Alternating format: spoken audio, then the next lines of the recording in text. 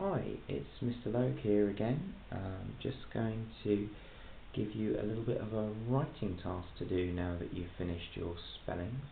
Before I explain the focus of today's writing task, I just wanted to show you a website called the Literacy Shed. This is a really good site if you're in that frame of mind where you just can't think of anything to write. Your mind is an absolute blank and you're thinking, oh my goodness, I don't know what to write about.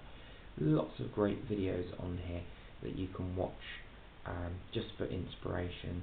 You can start off just retelling the story or take it in different directions. I'll put the URL in the description on this video, but that's the Literacy Shed.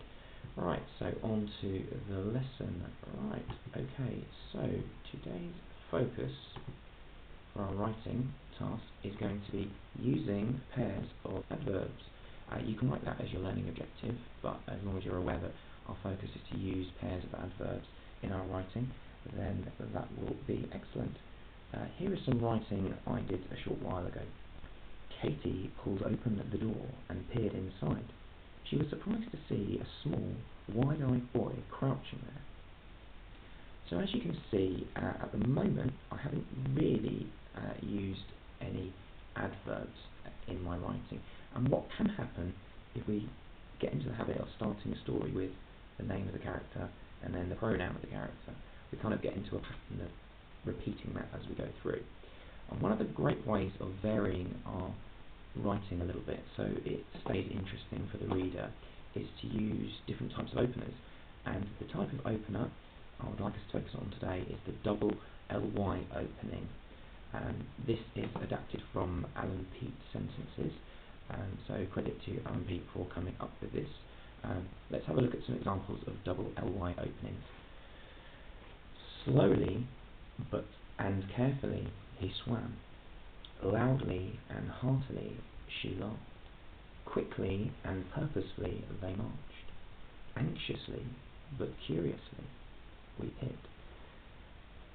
So as you can see, these, I'm just going to delete out that comma there because we don't need that. As you can see, these are great ways of beginning a sentence, saying how the action is happening using the adverbs to describe. When you choose the pair of adverbs, they shouldn't be exactly the same. If they do complement each other, so doing something slowly and carefully, usually those things quite often can go hand in hand. We can use and between them. If they're almost opposite ideas, such as being anxious but also being curious, we can of course use but between them, so we can put that conjunction in there. Let's have a look at what that might look like in the writing. So let's go back to the visualizer.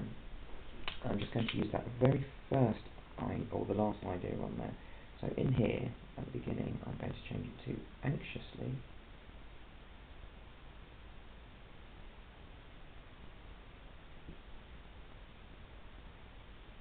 But curiously.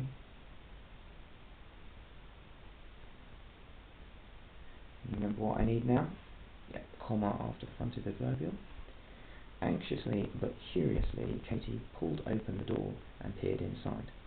She was surprised to see a small, wide-eyed boy crouching there. So what I'll be looking to do now is not use pairs of adverbs in every sentence. I might want to put one in here to describe this verb, but every so often I might want to, as I go through my writing, if I fall into that pattern of using the name of the character and then the pronoun, I might want to add in different pairs of adverbs. So, over to you now. Time for you to write your story. Feel free to use this as an opening if you want to continue this, or as I say, use the Literacy Shed or any other videos or stories for inspiration.